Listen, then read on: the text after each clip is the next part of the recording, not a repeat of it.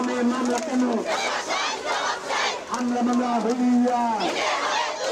এই হামলা মামলা হইয়া আমার ভাইয়ের রক্ত